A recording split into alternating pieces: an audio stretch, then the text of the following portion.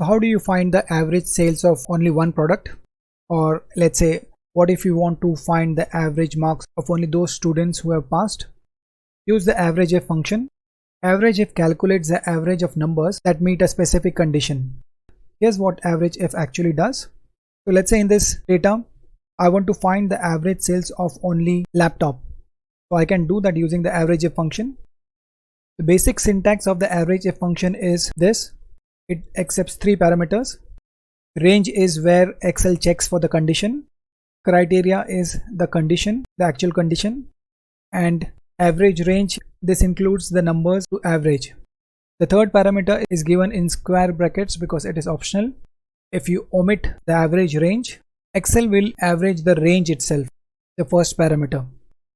Let's understand AVERAGEIF better with the help of examples. I'll say AVERAGEIF. I'll give this range, the sales numbers, and then I'll say the criteria greater than 5000. I will not give the third column. So in this case, it will average the sales number itself based on the condition. So it returns 8550. So in this case, we gave the range from the sales column, we gave the criteria greater than 5000, and we didn't give the third parameter. So it calculated the average of only those cells which are greater than 5000, the cells which are highlighted in yellow. Now let's take a look at another example. In this case, we'll give all the three parameters. So now we'll calculate the average sales for the product laptop. So now the first parameter will be this range, the range in which we will search for the criteria. Since we will be looking for laptop, we'll give this range in the product column. Next, we'll give the criteria. We're looking for laptop. And then we'll give the range that we need to average. So we'll give this range. So once Excel finds the matching rows for laptop, it will do the average of the sales. So it gives 3200.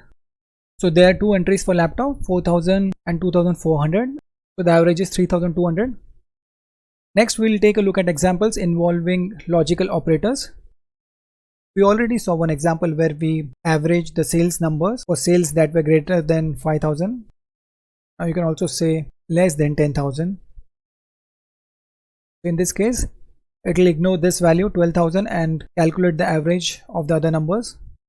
If I take this, at the bottom you see average 4886, that is rounded. So this number is correct. You can also give the criteria in a separate cell. So I'll put 5000 here separately, and then I can say look for sales and the criteria is greater than, and then I'll say ampersand, and I'll pick up the number from this cell. So in this case, we join the operator with the cell value. The ampersand sign is used to concatenate or join two things. So in this case, it is joining the greater than operator with cell value, which is 5000.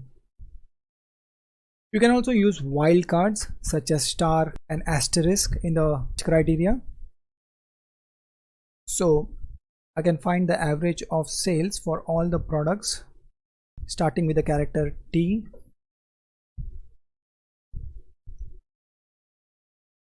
So in this case, our criteria was all product names starting with T, and then based on that condition, do the average of the sales. So in this case, total average 3200 and 2400. So you get 2800, which is correct. This is how you can use wildcards in your search criteria. Next, we'll take a look at common mistakes that beginners do when using the AVERAGEIF function. First one is forgetting quotes. So if in the product range, if you're giving a text criteria such as laptop, phone, tablet, then you need to give it in quotes, else you will get an error. Similarly, when you use a logical operator to look for values greater than a specific value, you need to give the operator in quotes. For example, if I'm looking for greater than 5000, you need to give this thing in quotes. If you miss that, it will give an error. So when using logical operators, make sure your condition is in quotes, then it will work fine. If you're going to use all the three parameters, make sure your range and average range are aligned. For the first example where we searched for laptop, to make sure your first range and the last range, they are of the same size. if there's a mismatch in the ranges, Excel will throw an error. So make sure the range and the average range, they are aligned.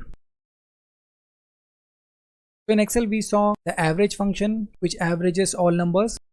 Then we saw AVERAGEIF, where you can average numbers meeting one condition. Excel also has this AVERAGEIFs function where you can average based on multiple conditions. I've covered that in another video. So you can use AVERAGEIF in various real life examples. You can average marks of students who have passed. You can average sales for particular product. You can average salary for particular department. You can average orders above particular amount. So AVERAGEIF can be used in several real life scenarios. So that's all in this video. Here's a small practice challenge for you.